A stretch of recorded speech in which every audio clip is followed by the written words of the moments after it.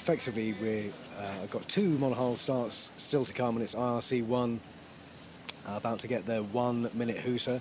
Comanche not taking part in this start.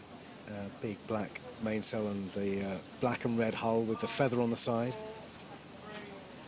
This is the hooter.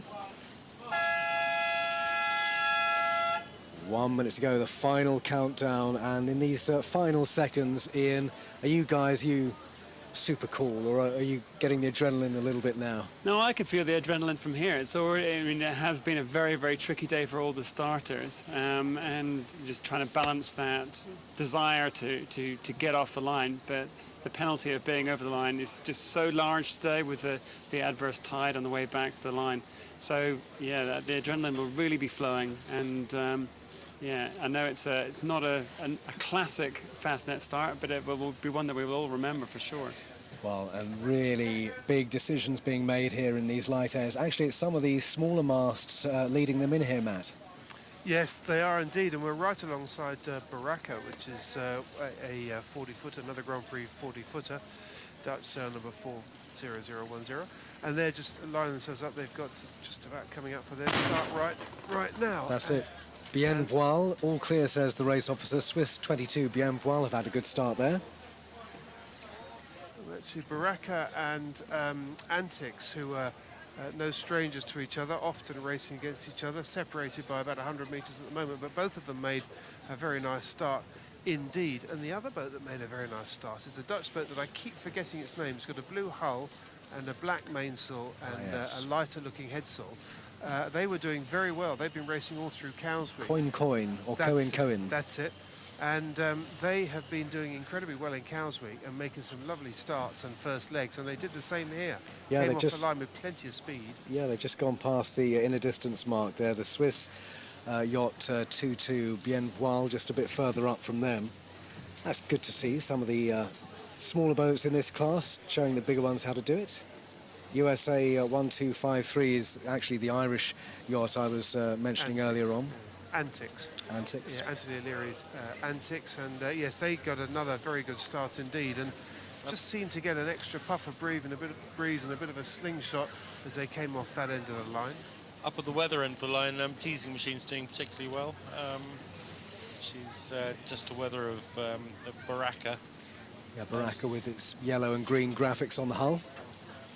She's slipping along very nicely. She's got a very, it's basically a sort of it's an amateur crew, but they have one professional on board who's a guy called Laurent Pages, who was on Group Armour, which won the Volvo Ocean race before last. Blue hull of Coin, which Matt mentioned, really with a lovely start there. Yeah, they got a superb start off the line. I was just looking across at, given the light conditions and thinking about the kind of boat that you would like to do it on. You could either do it on something very fast, like Comanche, or you could do it on something like Lady Mariposa, an Oyster 625. I bet you they sit down to dinner each night.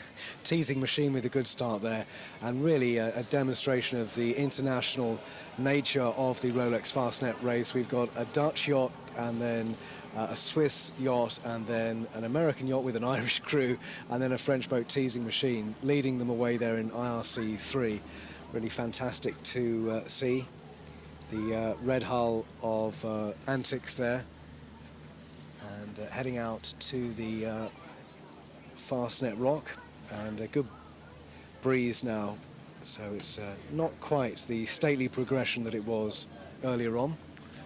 No, but it's interesting to see what a difference 100 metres makes, because Antix started a little bit closer to the island side, with Baraka, which is a very, very similar boat, starting just upwind of her, and yet Antix has got in a little bit more tide, and so she's got a little bit more apparent breeze, and she's just sailing right around the front of Baraka, and that'll give Antix quite an advantage in the early stages. She's also out in clear air. I suppose that's the other thing to say about this fleet, is it's a smaller class, and so therefore it's easier to find what little breeze there is, and they do seem to be making the best of it as well. Everybody's sailing, albeit fairly slowly, but they are at least sailing rather than drifting, which is what we've been seeing up until now.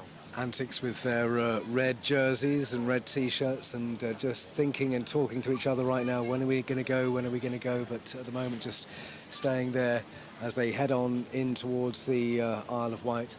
Antix USA 1253, but it's an Irish crew there. Anthony O'Leary on that Kerr 40, just checking the mainsail there, and constantly talking to each other.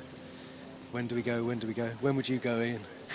As they head in towards the beach there. And I think they're going to go all the way, quite honestly. I think at the moment they're just going to head all the way into Gurner Bay, and I don't think we'll see them tack until they really have to. They've got a lovely lane there. They've made a good start. They're in the best current on the course. They might be getting slightly affected by that boat to windward of them, but yeah, no, I think they're going to carry on starboard for as long as they dare. 4701 is the Belgian yacht Moana, Francois Joubert. Moana on its hull, and then Slam just the other side of her.